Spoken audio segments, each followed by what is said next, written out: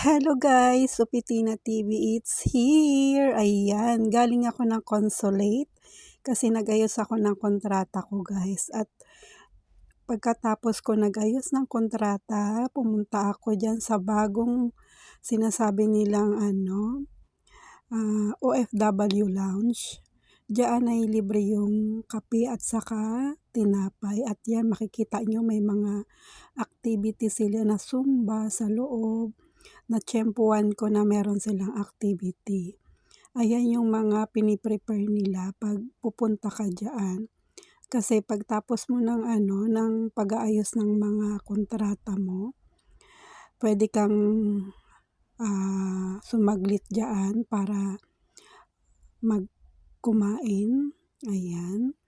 Libre lang yan guys, yung inaano nila, yung binibigay nila na makakain diyan. Bago yata yan. Dito yan sa Hong Kong guys.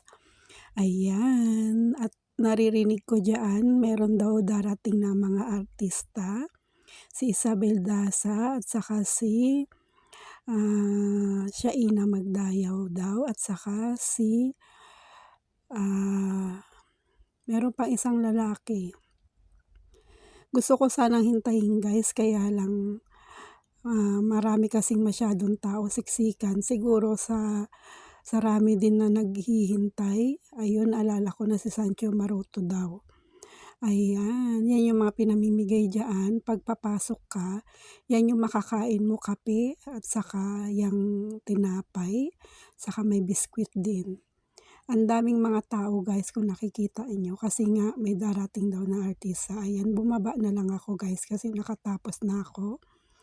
Ayan, pauwi na rin ako yan. Papunta na rin ako ng Sungsoy, pabalik kung saan ako tira.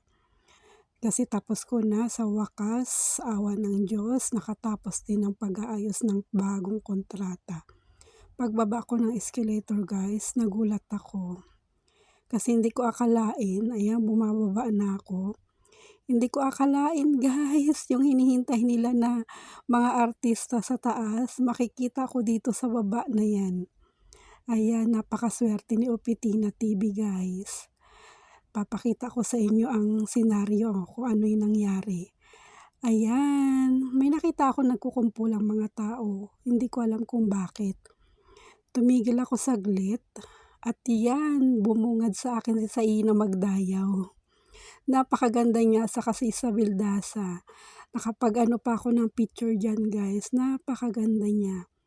Napakaganda nilang dalawa at napakabait. Ayan, kung makikita nyo, di ba? Approachable sila.